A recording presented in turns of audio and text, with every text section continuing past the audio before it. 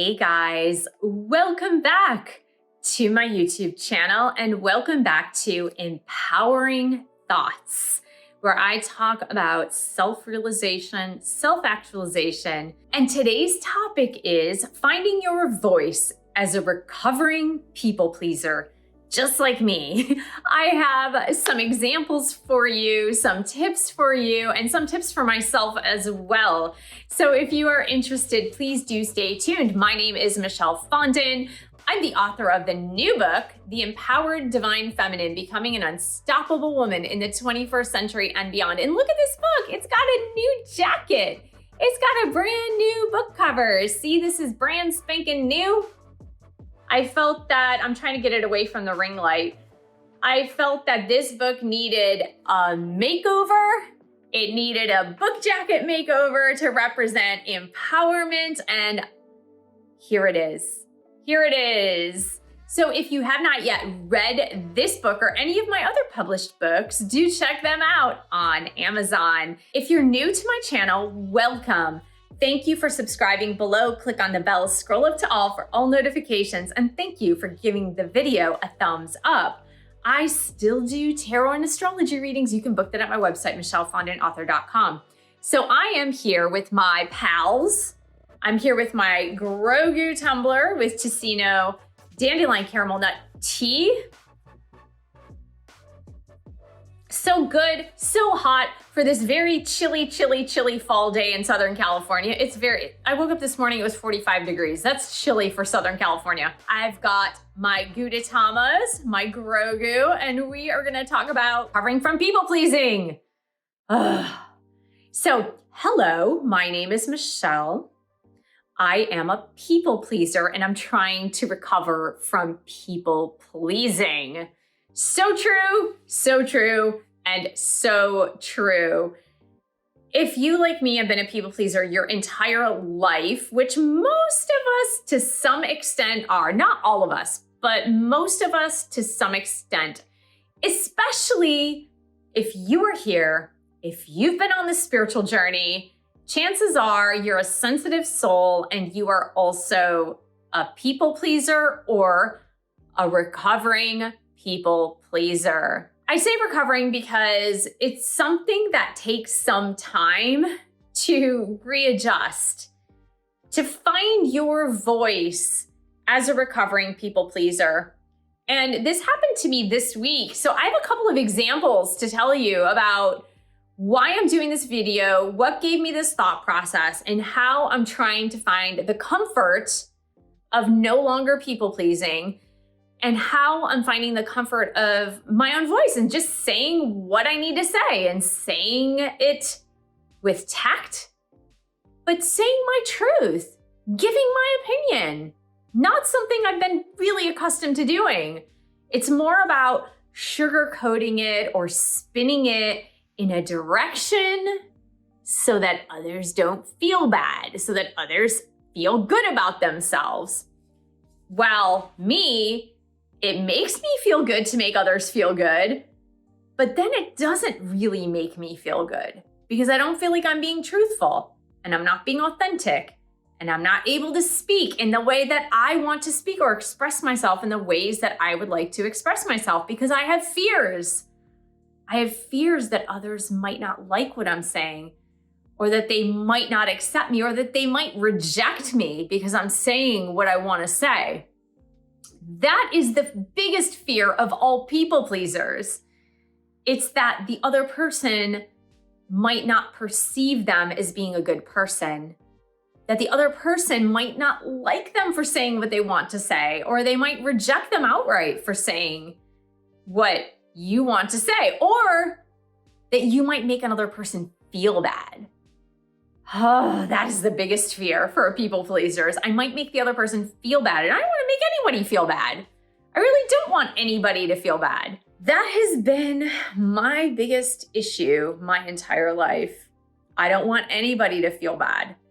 I don't want anybody to feel less than or bad. And in that way, I've often circumvented the truth by not giving my opinion, my true feelings about something, because I fear that.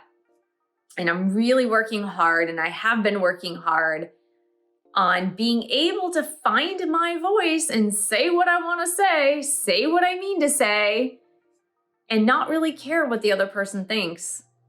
Not really care. Now, you don't go out of your way to hurt another person or say something that you know is going to really hurt them and make them feel bad. But being able to say things that are just your opinion, being able to say things because it's in your most authentic self to say those things. So on the same day, a couple of days ago, this happened to me twice in a row. Twice in a row. And I'm going to give the latter example first and the first example last, because the latter example is a little easier for you to maybe grasp right away. So I was at the gym. There's a gentleman with whom I'm very polite, and he's polite to me. We address each other by our first names. We happen to work out at the same time. This is just like, hey, it's another workout buddy, right? So it's super duper casual. And for the first time ever, I asked this person what they did for a living, because often I see them reading on the treadmill. So I asked him, I said, hey, what do you do for a living? And he said, I'm a lawyer. And I said, oh, really? What type of law? And he said, divorce law. And I just looked at him, I said, that's an awful job. Because it is an awful job. It really is an awful job. Objectively, wouldn't you say being a divorce lawyer is an awful job? I don't know. That's my opinion. That is my opinion. I feel it's something pretty awful. And, I said it laughingly, and I said, wow, how long have you been doing that for? And he said 19 years. And I said, wow, has it gotten worse over the years? Have you found that things have actually gotten worse? And he said, yes. Huh. Wow, that seems like a really stressful job. But after I said that, after I said my opinion of what I personally thought about his particular profession, I started to feel bad because of the fact that I thought he might feel bad because I said that I felt it was an awful profession. That was the second time in that day where I had said something which was real and authentic to me, meaning it was my opinion. It wasn't gospel truth. It was just my opinion, and I said it. But then immediately my people-pleasing self said, you shouldn't have said that. You're going to make that person feel bad. Okay, the first time in the day, I was reconnecting with someone on a social media site that I hadn't spoken with in like many years. And at the time, this person, many moons ago, had said to me, I don't think you should study yoga, go into yoga because it's against our religion. At that time, the person was very strongly, and perhaps still is, very strongly Christian conservative. And I said, yeah, I don't think you're right. I'm going into it anyway. And I went into yoga. I studied it, became a yoga teacher, meditation teacher, Ayurvedic lifestyle practitioner. I had a yoga studio for 10 years. And of course, that led me to writing my first book, The Wheel of Healing with Ayurveda. And you guys know, have been following my channel and my writings. The rest is history. It's really led me to where I am today. And so when I reconnected with this person, I really said, well, thank God I didn't listen to you, because in my stubbornness, I've been able to help millions of people. Now, I don't know how this person took it, but it was a little bit of sarcasm. I'll give you that. It was a little bit sarcastic, but I was speaking my truth. I was speaking my personal truth that thank God I didn't let anybody else dictate to me my life path. Because my life path is unique, and my life path, just like your life path, is best set out by you. My life path is best set out by me. Now, my past self might have said, well, I got to get everybody's opinions, and maybe it's not right, or maybe doing this is wrong. I just put it out there. Thank God I didn't listen to you. Now, again, after the fact, I had people pleasers remorse. And my people pleasers remorse said, oh no, that was a little bit sarcastic. You should have never said that. Oh my God, what if you made that person feel bad? You haven't spoken to this person in years and years and years and years. You shouldn't have said that. You could have said it better. Oh, you probably made that person feel like it was their fault. Okay, not my intention, of course. So I went to the gym. Of course, the second thing happened. And then on the way back from the gym, I thought, why is this bothering me so much? I'm finding my voice to be able to voice what I think, how I feel, my opinions, really pertaining to what I think, feel, and I shouldn't have to filter them. So then I went into it a little deeper, and this is the exercise that I would encourage you to do because it really helped me, actually. It helped me to temper how I was feeling about myself in being able to vocalize my opinions without putting a damper on it to please someone else or to make sure that someone else wouldn't feel bad. So here was my thought process. About the first one, which was really the second one, about the gentleman being a divorce lawyer, I said to myself, okay, truth. Is being a divorce lawyer a pretty crappy job? Yes, it's a pretty crappy job. I would say if I met someone and they were a garbage collector, that to me is a better job. You get where I'm going here. So if this person is a divorce lawyer, do you think they probably know that it's a pretty crappy job? And my answer was yes. If they've been doing this for 19 years, they probably know it's a pretty crappy job. So they probably already know that. Now, by me saying to him, it's a pretty crappy job, would that make him feel bad actually? And my answer was no. It probably wouldn't make him feel bad if he was happy with his career choice and what he was doing because he knows it's a pretty crappy job. So it probably wouldn't upset him because he already knows this. And so would his opinion of me change because I told him that? Probably not, because he probably wouldn't care. Because if he really doesn't care about anybody else's opinion about what he does for a living, then it wouldn't make any difference to him what anybody says about what he does for a living, whether it's good or bad or neutral. He's probably going to go on doing his work anyway. So that really took away my fear of hurting this person's feelings because I went through that process. With the first person, where I connected with them over social media, and in the connection, I mentioned, thank God I didn't listen to you, about not pursuing yoga as a career. Would I have hurt that person's feelings? Maybe, because I didn't take their opinion of my life into consideration. But was it really their place in the first place to try to dictate to me how I should live my life? Probably not. Could they have given me their opinion about what they thought I should have been doing with my life? Sure, why not? Anybody can give their opinion. If I said to him, thank God I didn't listen to you, in my stubbornness, I pursued it anyway, if he felt bad about that statement, would it mean that he was still in that mindset where yoga is evil? Perhaps. If he's still in the mindset where yoga is evil, then would it stand to reason that for my own level of sanity and where I am at energetically right now in my spiritual, emotional, physical development, would it be in my best interest to reconnect with this person if this person got offended and still thought that yoga was evil? Probably not. That person is probably not a person with whom I'd need to be connecting with if they thought that yoga was evil and that I was completely wrong for pursuing it. And so when I looked at it that way, it made me feel a whole lot better about voicing my feelings, my opinions, and about speaking my truth, because in both cases, no harm was done.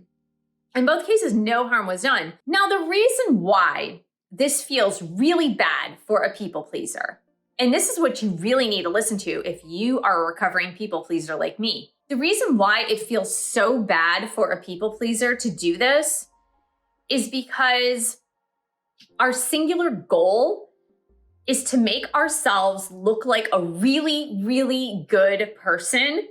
And in some cases, a virtuous and holy person, or a virtuous and good citizen person. So it's to make us look like a really, really good and caring and loving person, and to make sure that the other person in front of us does not feel bad in any way, shape, or form. And that makes us feel good because it makes us feel like a good person. Now, oftentimes what tends to happen is we have an interaction with someone in our people-pleasing way of thinking, and then we make that other person feel really good. And because we make that other person feel really good, we feel good initially. But then afterward, maybe a day, a week, a month, a year afterward, we feel really bad. And the reason we feel really, really bad later on is because we haven't really been truthful, we haven't been authentic, we haven't given our opinion, we haven't talked about our feelings, we haven't honored our feelings or our truth. And then we end up feeling really crappy on the inside, but usually that's suppressed and it just comes up at a later date. So the reason why when you're reversing this is what I realized just a couple of days ago. The reason why reversing it so that you're not people pleasing, you're speaking your truth, you're giving your opinions, you're saying your feelings, again, in a tactful way. We're not talking about name calling or pointing the finger at another person. Like in the case about the divorce lawyer, I didn't say to the guy, you're a bad person, you're a divorce lawyer. I just said, it's kind of a crappy job, which is true. It's kind of a crappy job. So I wasn't pointing the finger at him. I was just stating a truth, a general truth about the job itself. The reason why it feels so terrible to a recovering people pleaser, one who hasn't practiced this a lot, is because the initial feeling is not the same as the initial feeling you had when you were people pleasing. The initial feeling you had when people pleasing before was a feeling of goodness. I'm a good person and I made them feel good. That's the initial feeling you had, and that's what you're used to. The secondary feeling that comes from a recovering people pleaser is what I had. And that secondary feeling is, I spoke my truth, but they might not have felt good about it.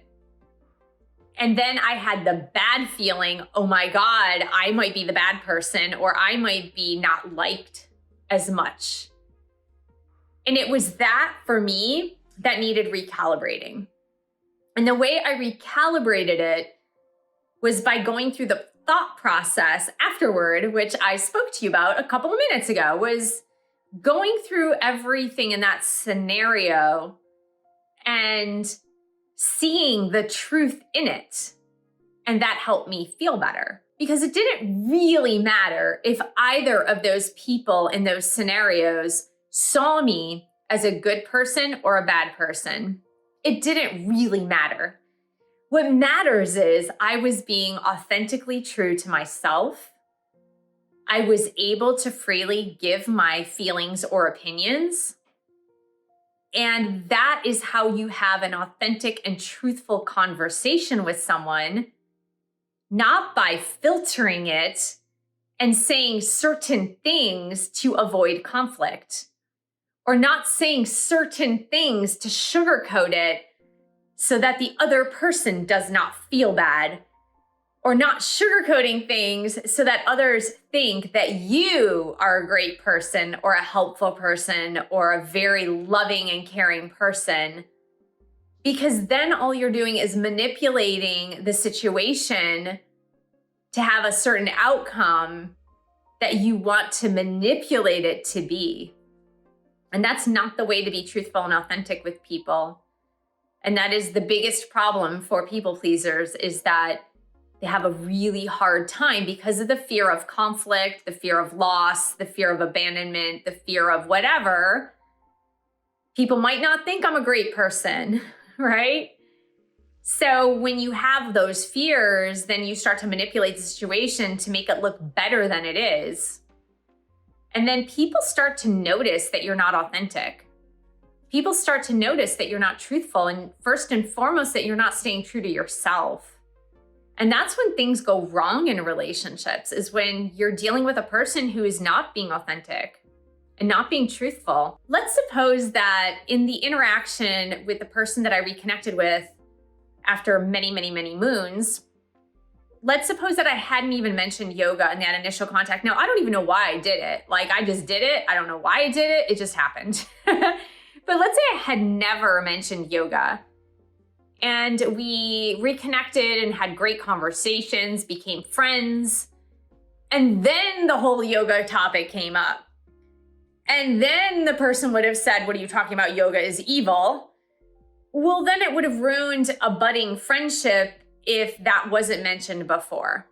Because my opinion on yoga hasn't changed. I still think it's the bee's knees, and I'm writing a book on the 8 limbs of yoga. So of course I believe in yoga, and I don't believe it's evil. But can you imagine if I hadn't even opened with anything regarding yoga, and then we became friends, and then the truth came out later? That would probably be more detrimental to a potential friendship than had I just come out and say it from the beginning. So when you're more authentic, when you are more true to yourself, when you are able to freely and unfiltered give your opinions and feelings, then you can create lasting, healthy, and real relationships with others. And that's really what we're here for. That's really what we want to do. And that is how we remain more empowered in ourselves, in our speech, reaching the highest potential of who we are. Feeling the most empowered day in and day out is by being that authentic. So I hope this was helpful. If you are a recovering people pleaser like me, I want to thank you so much for joining me. Thank you for subscribing to my channel below. Click on the bell, scroll up to all for all notifications. And thank you for giving the video a thumbs up. Thank you for sharing this video with others who could use a little empowering thought for today. And thank you so much for your support of my YouTube channel. You can buy one of my 11 published books. You can book a reading with me or take an online meditation class. And I will see you in the next video.